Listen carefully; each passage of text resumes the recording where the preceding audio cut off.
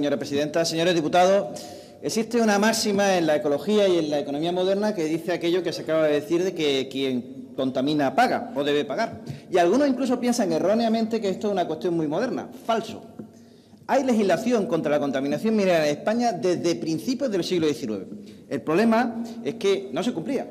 A veces sí, a veces no. Por ejemplo, el Marqués de Escombreras tuvo que pagar en 1864 una inmensa cantidad al Marqués de Comachos porque con la Rambla, con la salida de su fundición, estropeó sus cultivos de la Rambla de los Pollos, de la finca Los Pollos. Y luego hubo otros casos, muchos más, en los que se dio la razón a determinadas personas. Pero el marco general no era precisamente ese. En la España liberal y sobre todo durante el franquismo, la norma fundamental era saltarse la ley o buscarse triquiñuelas para no alcanzarla. Así, por ejemplo, la empresa Peñarroya no tuvo ningún problema en contratar al hermano del yerno del generalísimo Franco para conseguir favores y luego más tarde al ministro de Trabajo, señor Gorria, que además era presidente de Iberia, por lo cual esa empresa fue totalmente intocable, incluso con respecto a la administración local. De tal manera que cuando el señor alcalde de la Unión se quejó de esos vertidos que estaban destrozando el futuro económico de la bahía de Portmán, aterrándola, fue fulminantemente cesado de su cargo por el gobernador civil. Esa cuestión la podemos entender en el marco institucional tan endeble de esa época, pero en el marco de la Constitución y nuestras leyes fundamentales no. Y lo que yo nunca entenderé y no entienden nunca los murcianos y los habitantes de la sierra es que una década y media después de la llegada de esa Constitución y esas leyes fundamentales se siguiera permitiendo a la compañía Peñarroya y a su sustituta hacer exactamente lo mismo. Es decir, contaminar a expuertas sin pagar absolutamente nada. Y eso teniendo en cuenta que la empresa Peñarroya, en sus 5 últimos años en la región, dio pérdidas inmensas. Todo ello justificada teóricamente por una cuestión de empleo, etcétera, etcétera, etcétera. La empresa Portmán Golf, que se ha nombrado aquí, heredó esos activos mineros, prácticamente gratuitos. Pero, claro, esa empresa heredó también todo el activo legal y todas las obligaciones legales que traen consigo. Por cierto, la empresa Portmán Golf apenas recibió terrenos en propiedad, lo recibió en concesión y luego durante 30 años ha estado ejerciendo una usurpación de la sierra con la connivencia de la Administración aplicando el artículo 205 de su capio, que ha hecho que tenga ahora mismo nada menos que 30 millones de metros cuadrados. Y en base a esa propiedad ya consolidada, no tiene de ninguna manera que dejar de cumplir el artículo 36 de la legislación vigente, que habla de los sujetos responsables de contaminación y recuperación de suelos contaminados, que lo dice alto y claro. Estarán obligados a realizar operaciones de descontaminación y recuperación reguladas en el artículo anterior los causantes de contaminación y subsidiariamente los propietarios de los suelos contaminados y poseedores de los mismos. Alto y claro. Pues bien, nada de hecho se ha hecho por parte de la Administración. Es decir, que no solamente es un problema de una empresa que ha contaminado o su heredera, que ha seguido contaminando, porque Portmán Golf sigue contaminando 2 años más en la Veró Roberto y en el conjunto de la sierra, sino la propia Administración, que evidentemente no hizo bien su trabajo.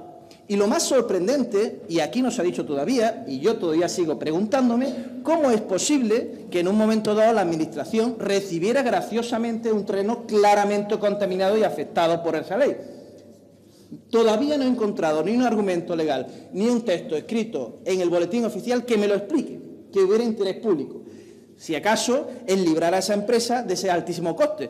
Por cierto, también para la bahía de Portmán, la cual se está restaurando sin haber exigido un duro a esa empresa que había contaminado también durante 2 años. Esto ha sido realmente lamentable, y es lamentable el procedimiento que se ha aplicado esta mañana de malgastar 5,5 millones sin ningún tipo de control, que es lo que ha traído consigo que este asunto esté ahora mismo judicializado. No voy a repetir lo que han dicho hoy los anteriores ponentes. El desorden es tremendo y la responsabilidad de personas y administración va a salir a la luz y va a seguir saliendo. Y espero que algunas personas tomen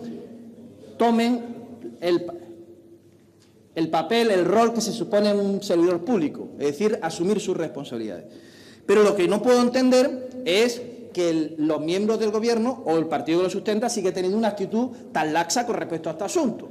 En su propuesta de enmienda a la totalidad, que no ha sido admitida, menos mal, nos hablaba, en primer lugar, reconocía que no se había desarrollado la declaración de impacto ambiental del año 2002. Y luego, encima, nos habla que incorporemos este problemilla dentro del PRASAN, que es un procedimiento, es un plan de recuperación de terrenos mineros que acaba de presentarse, que no existe ni un solo documento escrito que lo desarrolle, que no está desarrollado, que no sabemos cómo va a funcionar y que además lleva 7 años de retraso, porque la ley del año 2011, artículo 34, dice claramente: las comunidades autónomas declararán y delimitarán los suelos contaminados debido a la presencia de componentes de carácter peligroso, etcétera, etcétera, etcétera. Es decir, el partido que sustenta el Gobierno está reconociendo que ni cumple sus preceptos medioambientales ni tampoco sus obligaciones legales como Administración en el ámbito de los suelos contaminados. A mí todo esto me preocupa mucho. Y me preocupa porque la región de Murcia, sí, señores, tiene una enorme extensión de terrenos de antiguas comarcas mineras. Y no estamos actuando, no nos estamos tomando en serio las políticas medioambientales. Ya no hablo de vertederos, estoy hablando de suelos contaminados. No ha creído ni cree en el medio ambiente y en su protección. Y lo que tiene que entender es que tiene un coste tremendo ahora y en el futuro para los murcianos. Tiene un coste tremendo para los habitantes del Llano del Beal. Por favor, vayan en cuestiones terminando. de salud.